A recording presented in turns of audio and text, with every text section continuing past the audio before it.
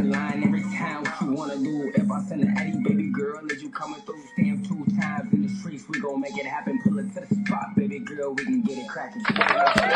Welcome to the YoungGeniusSports podcast. We lit, we here, we back. Yes, sir. I mean, this is exciting, man. This is exciting. It's always exciting when you got co-hosts like my guy, Miguel 2 times. Dream Chasing Pod is in the building. What's good, Dream Chasing Pod? What's good? I'm glad to be here. You know what I'm saying? We're going to put on a show, man. Have a good time, man. Hey, Miguel is on. We had to throw the Miguel tracks on. You know what I'm saying? We got the Miguel music going. Let's get right into it, man. Let's go. We got a great show docket for you guys. A great show itinerary for you guys. Let's get it started. I mean, where you want to start with it? Let's get right into it. And we're going into, you know what I'm saying, big matchups in the game set. Let's talk about, you know what I'm saying, the Spurs and the OKC. Let's get right into it. Wemby, SGA, Spurs, Thunder, legacy games for 2 all-time greats, right? That's what people are telling me Wemby is and Wemby's going to be. I see it too. I can see what they're talking about with it. But there comes a certain expectation when we talk about GOAT and all-time great that Wemby, even though he's young, I don't know. Is it time that we hold him to these standards? Let's get into it. Let's get excited. The fans are excited. I'm excited. You're excited. Let's get right into it. So, Wemby, SGA, legacy game 7. Obviously, SGA didn't show up in the way that we wanted him to in game 6 as a 2-time MVP. Wemby didn't show up in game 5 as we wanted him to as a future, GOAT candidate, as an all-time great, as a guy that was number 2 in the MVP race. He didn't really show up in game 5. He didn't really show up in game 2 and 3. Game 4 and game 1, he played excellent. He played good. He played great. I wouldn't say excellent. I wouldn't say superb. He played great in game, 6. But his energy, the way he attacked the game, right? We talked about it numerous times on this pod about him showing up and playing aggressive from the jump. He did it on both sides last night. I got to give kudos. You see game 6. What do you want to talk about from game 6?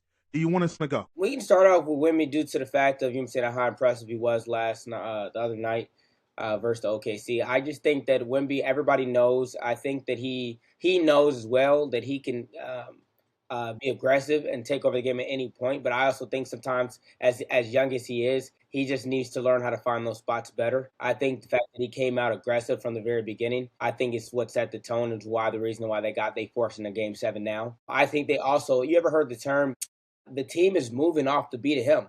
However he is how they're going to be, and if he came out aggressive, I think that kind of just lit a spark. Also, they had the viral clip of him talking on the bench to his team. I think stuff like that really matters. You got a guy that's taller than everybody in the entire league.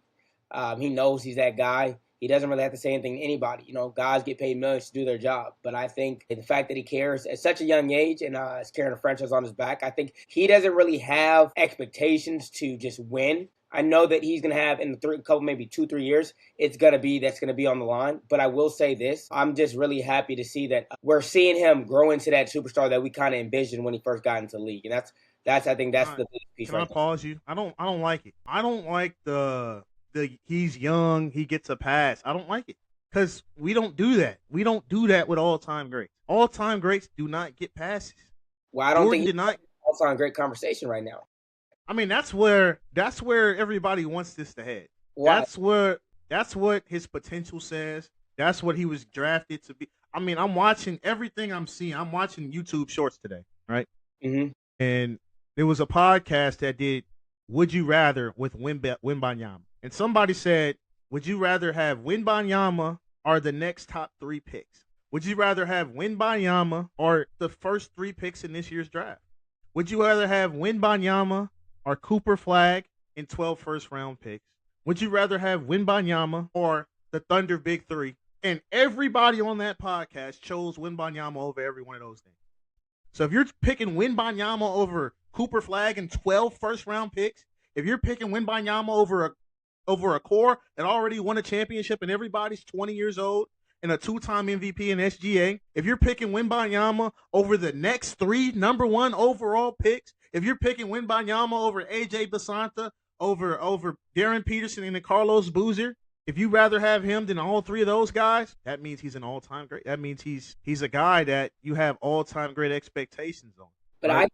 I think this is why they listed us and not them. I think there's a difference between a guy that we've never seen before, a guy that's taller than any man that's ever played in the NBA. We're talking about, we got to understand, I'm not here to deny his skills or say that just because he's tall. The guy shoots threes at a high clip. The guy's ability to be able to have touch around the rim. Of course, he can dunk. Of course, he can get to the basket. He's taller than everybody, but he has skill. He can dribble the ball. We haven't seen this before. We've seen, we've seen a 6'6" guy and a 6'3" guy and a 6'8". We've seen AJ DeMassa before. We haven't seen this, so I can understand why you have GMs, you have journalists that are saying they're willing to go this route. But at the same time, over Cooper Flag and 12 first, the guy he's still got a couple years. I will say that his clock is accelerated. He's on the tier of. They won 60 games this year. Hear me out. He's a superstar, but I feel like, and that's to give context to what we're talking about. I feel as though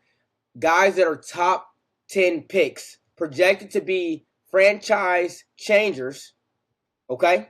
He's not projected to be a franchise changer. They should be on a 3-year trajectory. By their 3rd year, they should definitely have made an all-star team or, you know what I'm saying, made significant strides in their game before we get to questioning about their playoff and the playoff achievements and accolades. I think that's a reasonable statement, though. He won 60 games this year, I understand, but their team is probably, if not the first, maybe the 2nd or 3rd deepest team in the NBA. All right. I think They have the 6th man of the year. They have a former franchise player in De'Aaron Fox, who's still in his prime. They have the last year's rookie of the year, 2 years ago, rookie of the year, Stephon Castle. They have Dylan Harper, who's a top 3 pick. They have Devin Vassell, who's making $100 million. We already talked about Keldon Johnson. They have Champagne, who's turned into one of the great role players, one of the great 3-and-D guys in the league. They have Harrison Barnes, a champion. They have Luke Cornett, who's a champion from the Boston Celtics. They have Plumlee on the bench. They have Olynyk on the bench, even though they rarely play. They have Mitch Johnson, who's from the Greg Popovich coaching tree. Right now. I mean, you said what? You're saying they're supposed to. So you're saying with all this, they're supposed to win right now? Dude, they beat the Thunder in the regular season. I know. They beat the Thunder in the regular season. They were in the NBA Cup championship. This is stuff that matters. Why does it matter? Because the Knicks are also won the NBA Cup championship and they're in the finals. De'Aaron Fox said it earlier this year. If you do well in the NBA Cup, you usually do well in the playoffs. Well, it's been holding true. It's been holding true.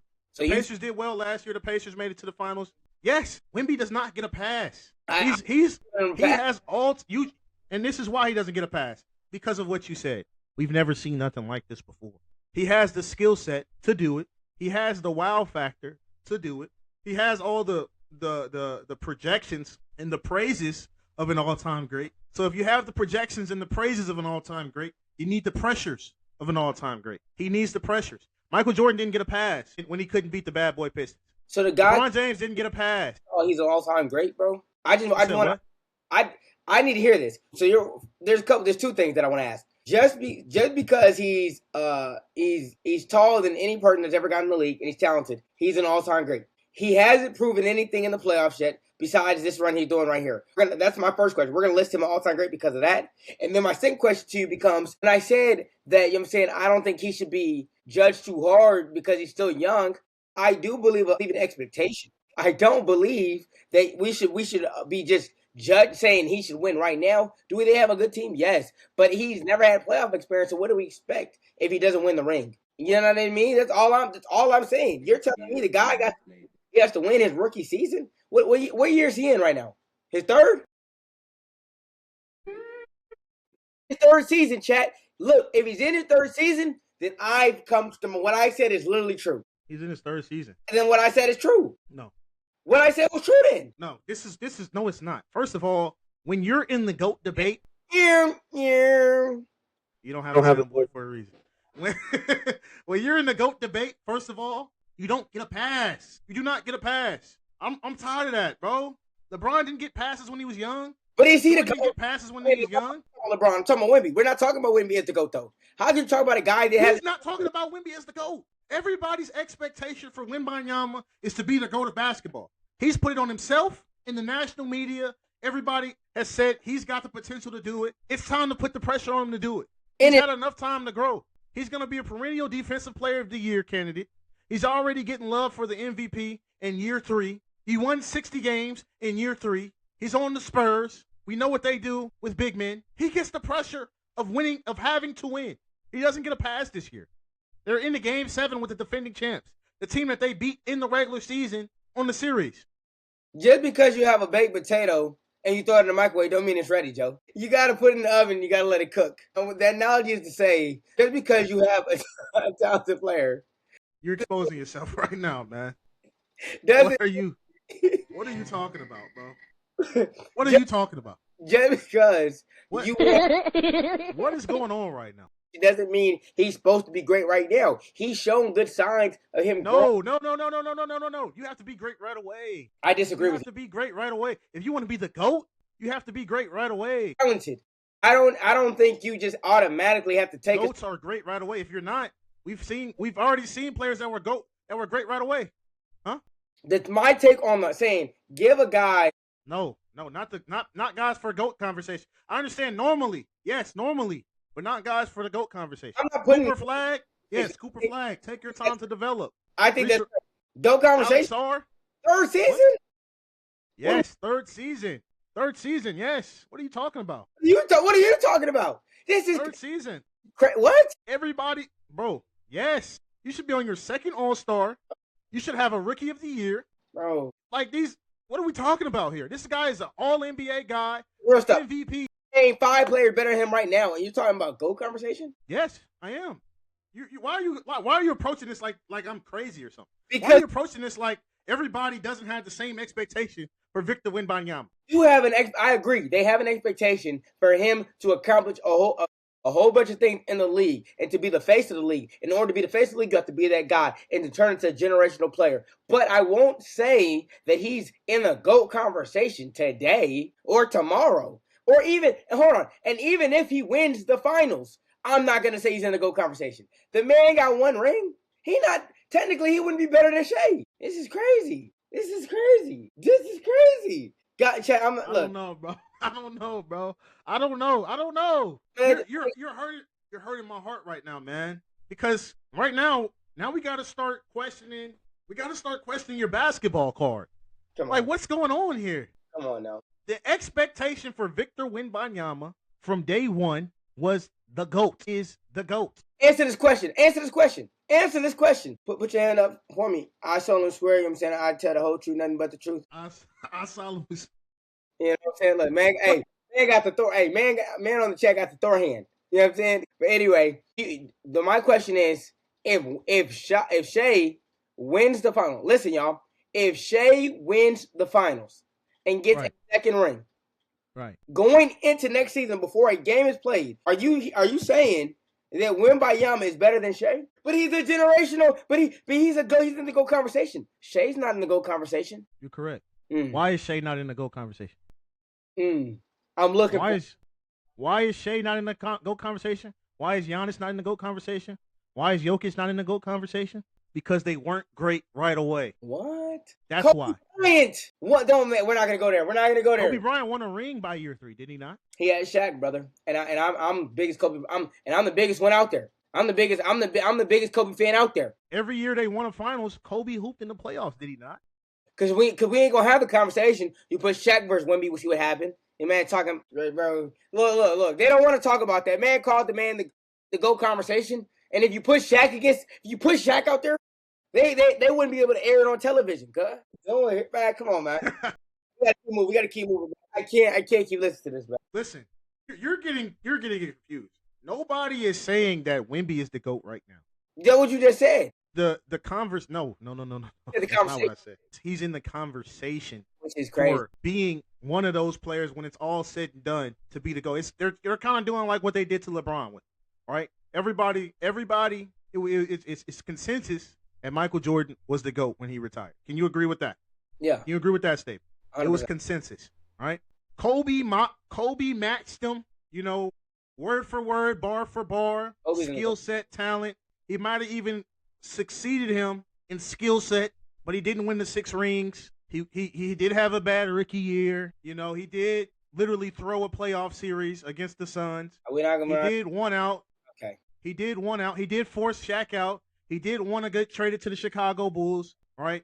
But then he recaptured his greatness and he won, those 2 championships with Pau Gasol and when Phil Jackson came back to the team. But then, he got hurt, and the last couple of years were pretty embarrassing to watch. But so much greatness from Kobe we've seen over the years. There's a large contingency of Kobe fans that will put him in that conversation. Go.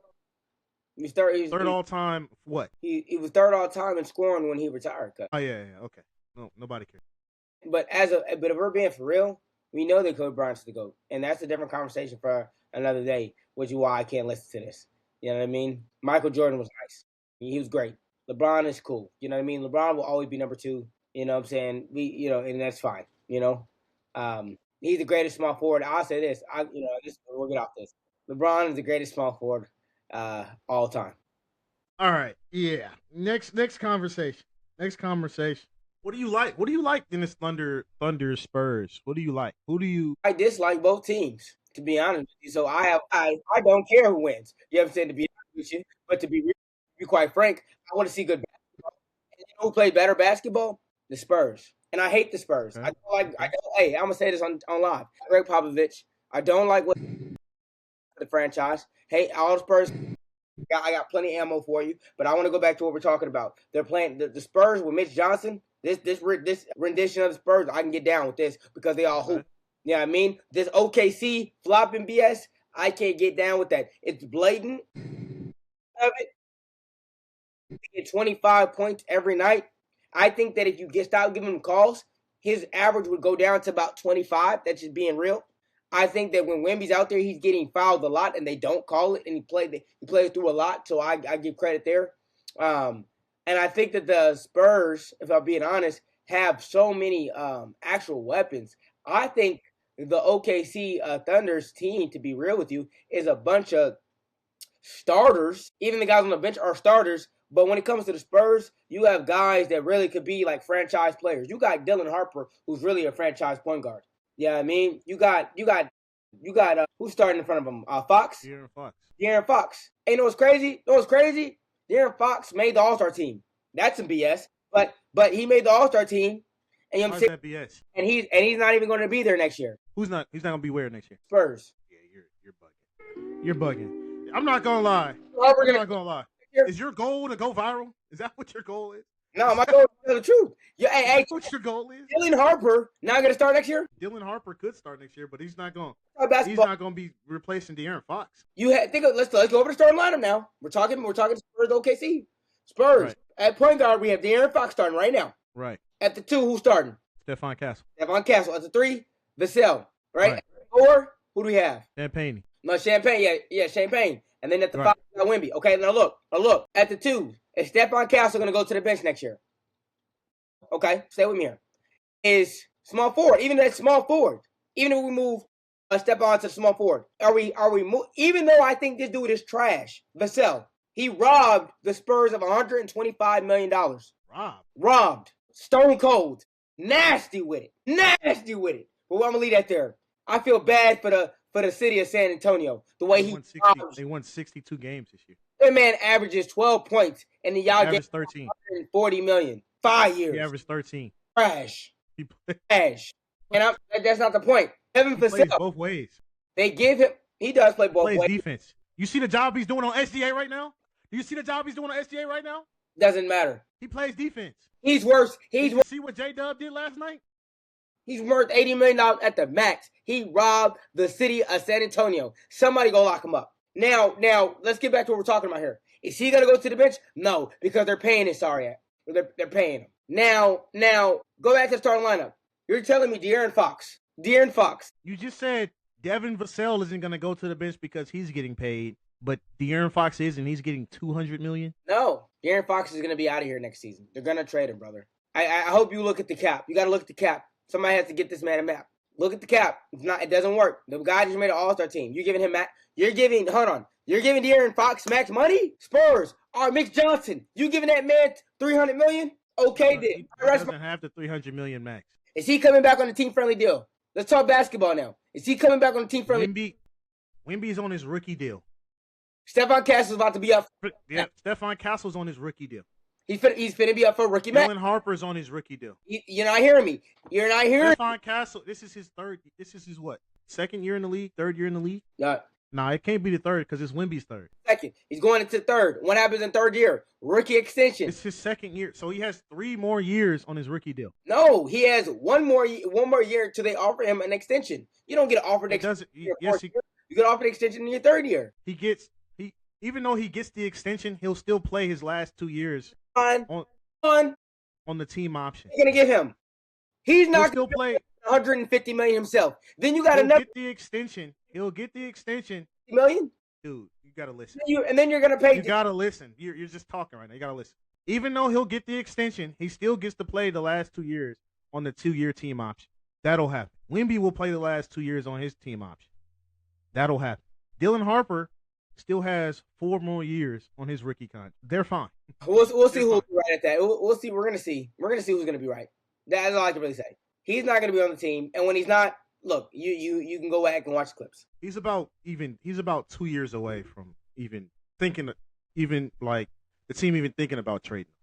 This is wild. What I'm hearing from you tonight is wild. What I'm gonna tell you need to be stopped.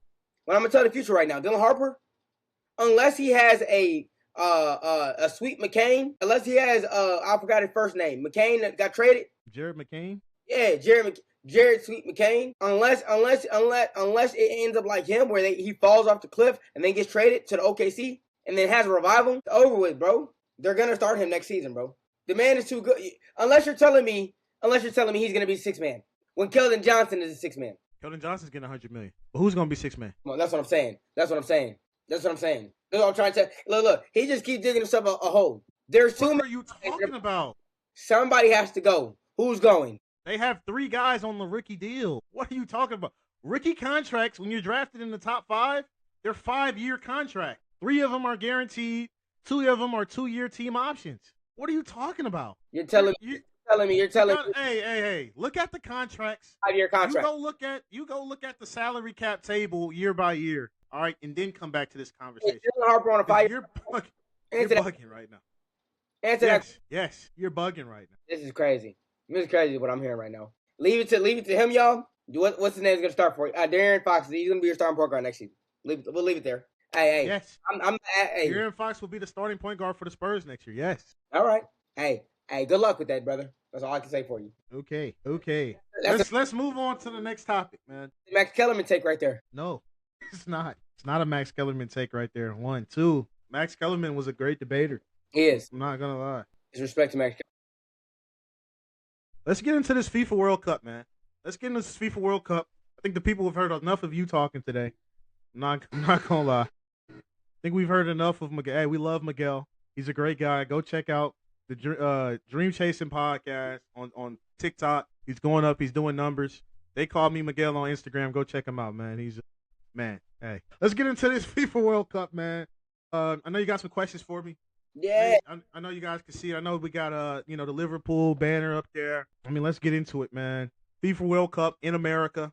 The Team USA is training right now down in Atlanta at their brand new nice facility. Over $50 million they put into it, over 17 fields. Great facility, indoor facility. The U.S. soccer players finally have a home, women and men's. We all know 3 countries the World Cup is going to be in. Mexico gets the opening game. America gets the final in New Jersey, in MetLife Stadium. It's a lot to be excited about. The rosters came out. A lot of people were, kind of, I don't know. I don't think the roster reveal was too controversial for Team USA. People didn't like Diego Luna, didn't make it. People didn't like Tanner Testament. I think Tanner Testament was a bigger miss than Diego Luna. That's me personally. But, hey, we got a lot to talk about. There's a lot there, France, Portugal, some of the Brazil, Argentina. Is that your first question? Yeah, I mean, just some of the, we just go over some of the tournament favorites. Who do you got? Who is the team that you feel like is the most most on everybody's target? Team to beat. Coming into the World Cup. What do you think? I mean, the team that won last time was Argentina. I don't think Argentina is necessarily the team to beat, but they're the reigning champions. So we're going with Argentina as the team to beat. We'll give them their credit. They have Lionel Messi, who a lot of people, recognize as, the best football player ever. So Do you think the team is going to have fatigue from the how they get after they won when they come back and lax? So that's the first question. The second question: do you think just the fans that watch soccer are going to be like, Lionel Messi has been such a public figure, such a polarizing guy that people are going to be like, no, we want to see something else, though, and they're not necessarily rooting for him again. What do you think? I think, well, Messi's been playing in America. You know that you've Yeah, been to some of those games, yeah, from Inter Miami and Nashville SC games. So I don't think necessarily he has a public fatigue. I think people in America have grown a liking to him. He's obviously, grown the viewership of the MLS exponentially. Lionel Messi is such a beloved figure worldwide. He's one of the most followed people on social media. Any tournament that has Lionel Messi, he's gonna have his fair share of supporters. He'll also have his haters. Obviously there's the Cristiano Ronaldo crowd, man, and that's gonna be another team to look out for here. But no, I don't think they'll have any fatigue. I think what they did was 4 years ago, and everybody on that team will tell you it was the best day of their life when they won. When they went back home, when they had the parade, they want that again. So no, I don't think the team will have fatigue. I don't think the fans will have fatigue. I think that they earn the right to be the team to beat. They're probably not as probably France, but they've earned the right to be the team to beat because they're the reigning world champion. Word. What's a team or a dominating team that's that you expect to see that you feel like is going to let down or disappoint? Everybody, it's kind of kind of a running joke. I think England will probably, disappoint us. The England fans aren't really, too high on them. They have them quarterfinal, maybe semifinal. Nobody really expects them to make the final, and I think it's kind of a coping mechanism for those guys because they definitely have the talent to do it. They have the coaching to do it. They have the infrastructure and the skill sets and in the history, the tradition to do it. But I do think that they will eventually disappoint and let them down. I think he let off too much talent. He's going for his style, his way. But when you have the opportunity to make these like dream teams, we've seen it with Team USA basketball. Sometimes the coach goes a little too much on building a team and having players that have roles instead of getting star players to have a role. Understandable. You Yeah. know, I'd rather take the star players and make those guys play a role than getting a role player and letting him be a role player. I'd rather do that. So I think England will do that again, and will sadly disappoint. What can't go wrong will go wrong is what you're basically saying. Yeah, for those guys, For those guys. not for everyone. What's up?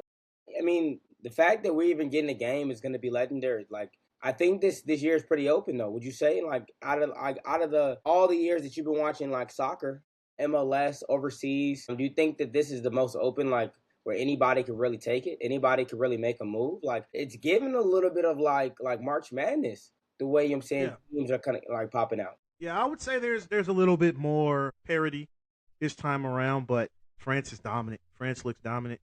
France, it looks like it's France's to lose, but they do have some competitors. Spain, won the Euros. Lamine Yamal, Rodri.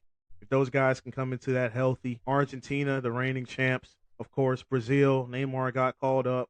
They'll have a large contingency here in America. Those four major powerhouses will probably be in or around. Obviously, England as well. Those 4 to 5 major powerhouses will be in and around the final. But this is definitely the largest, World Cup field we've ever seen. The way the group stages are kind of set up and the way the tournament is set up, and it's soccer, you just have to survive for 90 minutes. And then anything can happen. So, hey, I think this will be an interesting World Cup for sure. I just think that also we're kind of getting to a point now, also in soccer, where we need to start seeing some young talent arise. Though, I still feel like they have polar stars. The sport itself just being so vast. But when we talk about like the Neymars, when we talk about the Ronaldos, when we talk about the Messis, these guys are not getting younger. These big names are not getting younger at all. And you still think like they can carry it, like they can do it. This is what I was talking about earlier when I mentioned like, do you still see Lionel Messi like not having like he's old? I'm not. Soccer's a different game.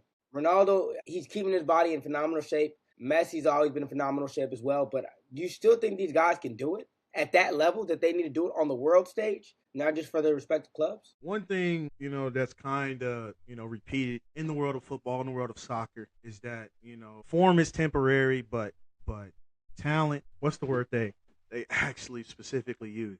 Form is temporary, but talent, but technique, structure, all that is forever. And those guys, what they can do. I know I'm saying the phrase wrong. I'm sorry, guys, but those guys, Ronaldo, Messi, Neymar, those guys, they'll be all right. They'll be fine. They just got to come into it healthy. If they come into it healthy, they'll be all right. They'll put on performances. We don't even know if Neymar will play because he hasn't really been with the international team, and it was actually kind of a surprise that he did get called up.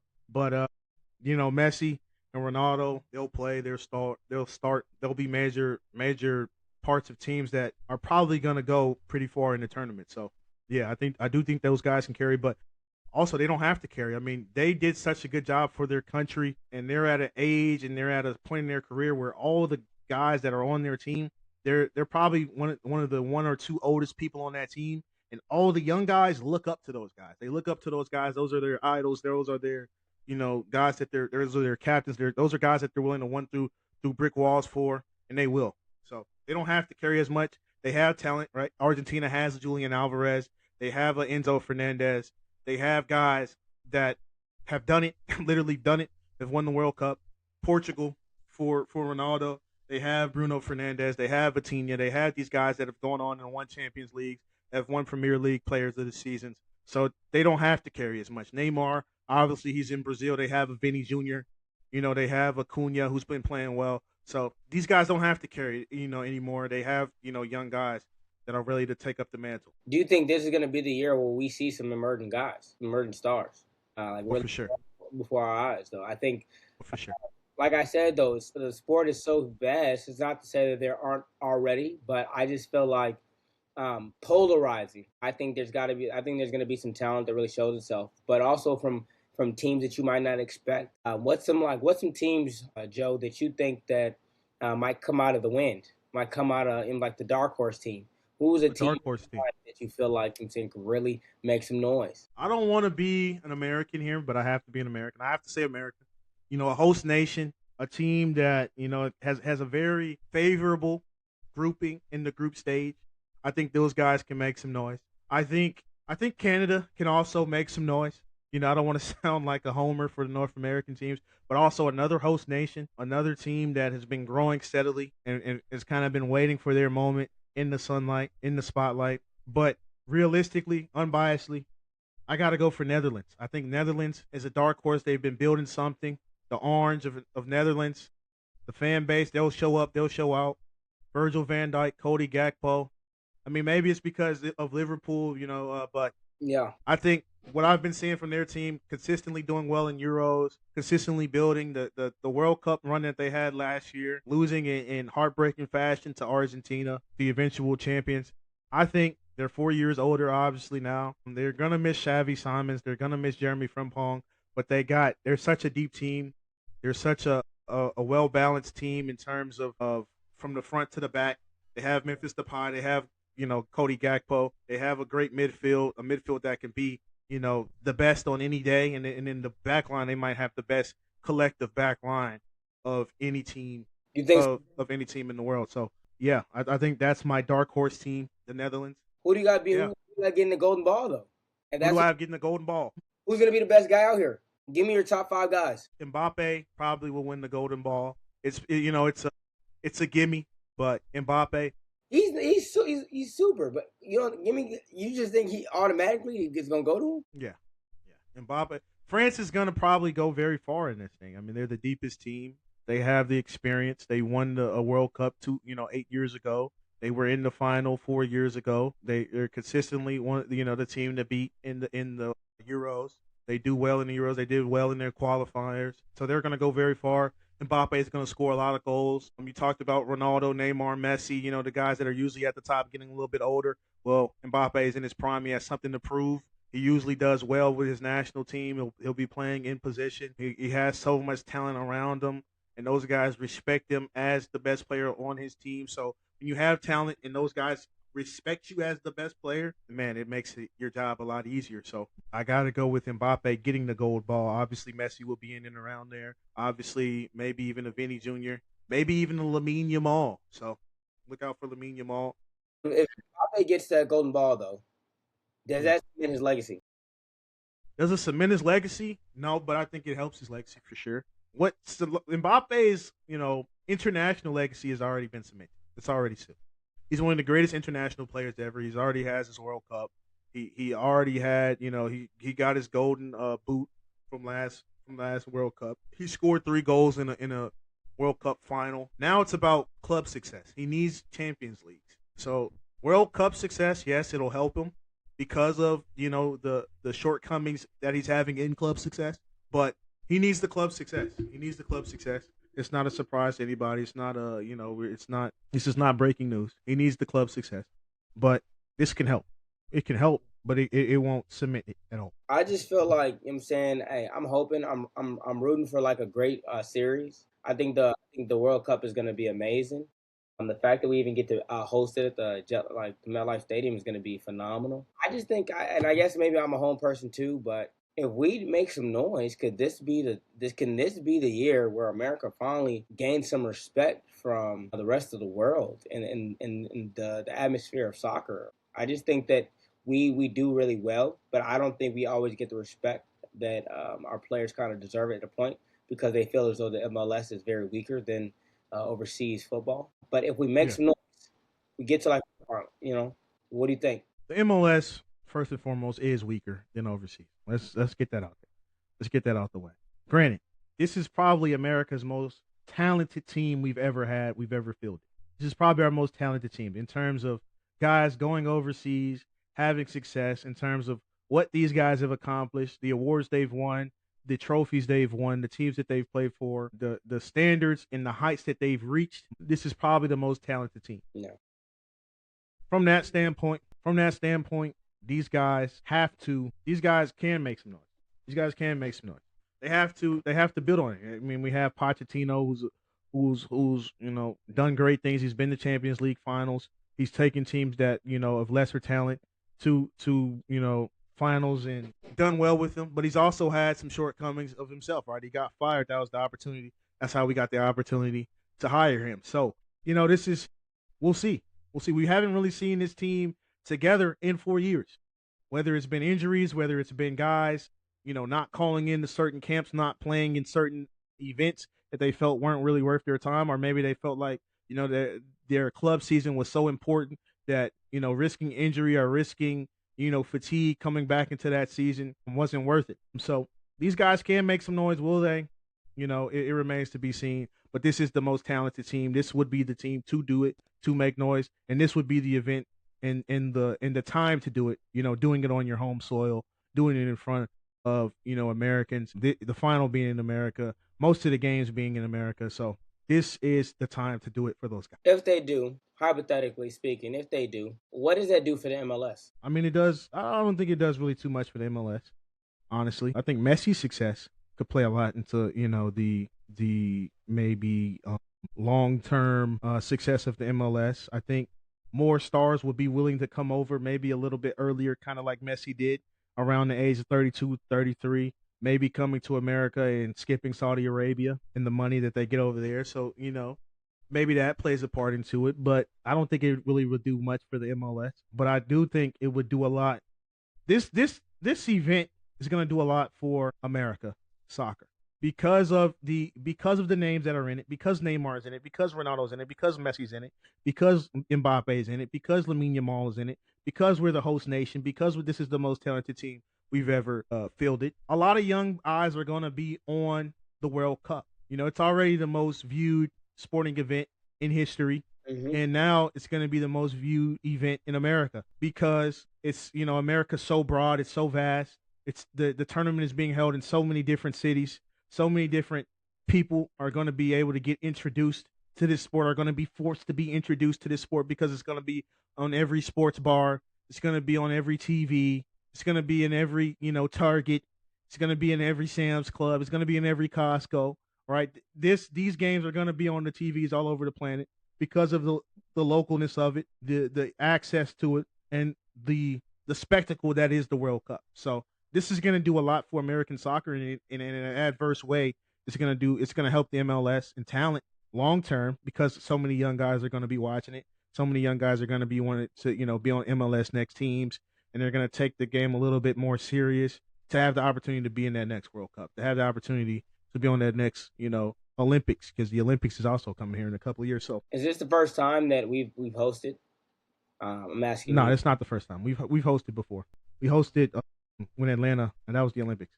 All right. But we hosted some time ago. Okay, so we hosted before. My question is, what is that going to do on just travel? Like, I've never seen it, so I'm just curious. Do you think it's going to be overwhelming, or do you think it's something that we've seen before because of other sports like football that are extremely popular here? I think travel could play a part into it. I'm not gonna lie. I think travel could play a part into it, but everybody's kind of in the same boat on that one because most of our players that are on the international team of America play overseas. Their schedule is of an overseas schedule.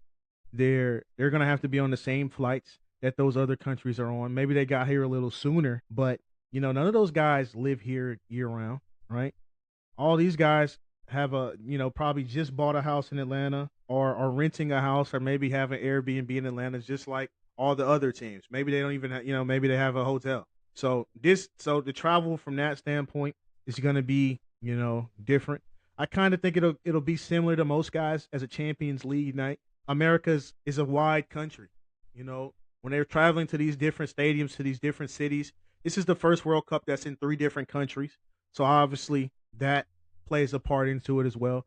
The travel could have an effect. Most people care more about the grass than the travel so far, but the travel could play a part into it as well, for sure.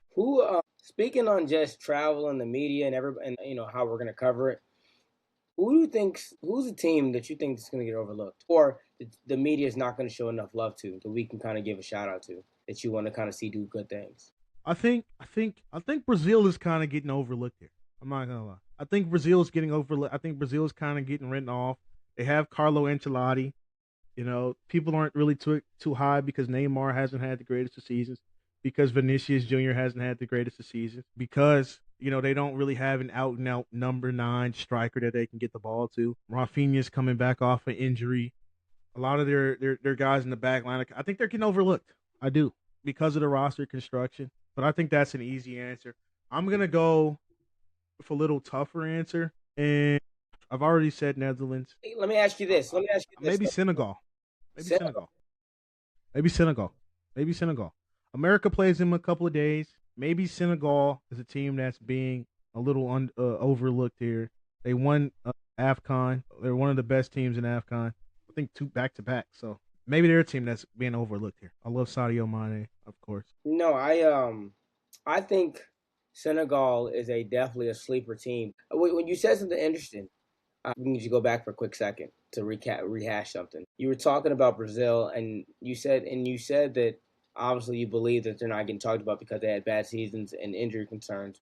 If all this is going on, isn't that the reason why they're not being talked about? If Neymar didn't have a great season, right? Is there anything to really be excited about? He hasn't shown us that he's okay when he's in form, and that when he goes to his national team that he's going to do something amazing. And so I want to know where you get your belief from, because to me, from what you just said, it doesn't sound like they were supposed to get talked. It's Brazil, man. It's Brazil. Brazil deserves to be talked about. Brazil is the 4-time, 5-time winners of the world winners. They're the most dense talent country in the world. Maybe it's Brazil. That's where the belief comes from. That's it's just kind of, I don't know. It's hard to put into words. The answer is it's Brazil. It's Brazil. It's Neymar. It's Vinicius Jr. It's Marquinhos. It's Alisson Becker. It's Rafinha. It's Cunha. It's Guimaraes. It's Casemiro. It's Fabinho. It's Militao. I don't think Militao made the roster, but it's Brazil. It's Gabriel. It's Brazil. Okay. I just It's Carlo Ancelotti. You're one of those people that are, what have you done for me lately? Yeah. And Neymar. Yeah. He was hurt. We're just He's fighting back from injury. He was hurt. Get up and just, I'm not saying you suck, but you ain't been crispy, my guy. And when he said he's just gonna go on the hurt. Just perform. He was hurt.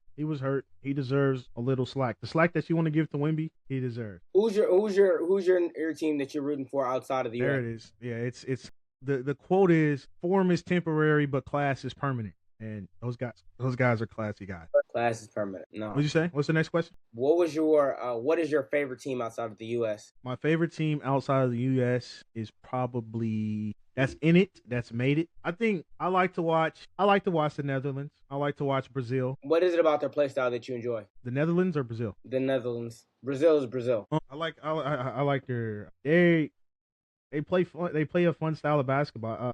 I said basketball. Football. You know, we all know about Johan Cruyff and what he's done to the game of football.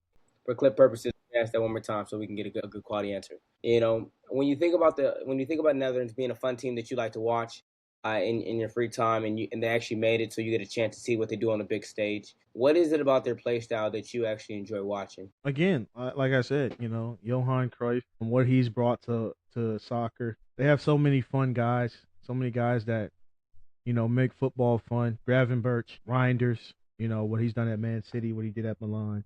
Frankie de Jong, what he's doing at Barcelona.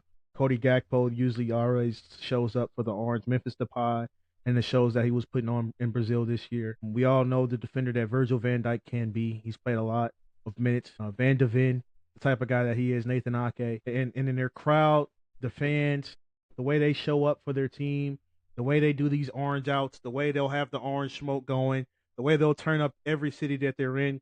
They travel with the team. They believe in the team. They'll sing the songs. And then Cruyff ball is in full effect. They just play good football there, and they've been building. They've been building. They're not one of the traditional, powerhouses, but they should be.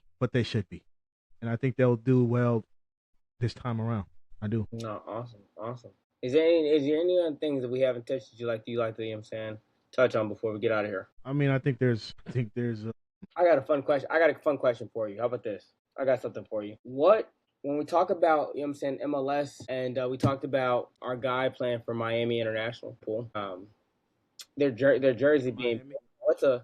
what's a fun jersey? Who has the best jersey in just all of soccer, in your opinion? Who has the best jerseys in all of soccer? All of soccer, like in this World Cup. Well, let's go World Cup. But I would like to see some fun stuff. I would like to see some jerseys. Brazil's jersey is so iconic. They're gonna have a Jordan collab jersey. France's jerseys are iconic. They're gonna have a Jordan collab jersey. Obviously, Argentina's jersey is iconic. The orange of Netherlands. I'm gonna go with Mexico. I like Mexico's jerseys. They have the traditional Mexican, symbols inside at the jerseys. They always, make the colors of their jerseys, very cultural, and they usually do a great job of representing the Mexican flag on those jerseys. So I'm gonna go with the Mexican jerseys. I like the Mexican jerseys. Obviously, Brazil's jersey's iconic, and I like what I'm gonna see with the Jordan collab jerseys from what's been leaked. So I'll go with those two. You go with those two? Well, another great episode of Young Genius Sports Podcast. Thank you guys for showing up. Thank you guys, of course, Miguel coming in, doing his thing. Make sure to check out the Dream Chasing Pod on TikTok. He just dropped a new video on Instagram today. They called me Miguel. Hey, another banger, right? Banger. Certified. If you're not tapped in, you need to tap in. We're talking about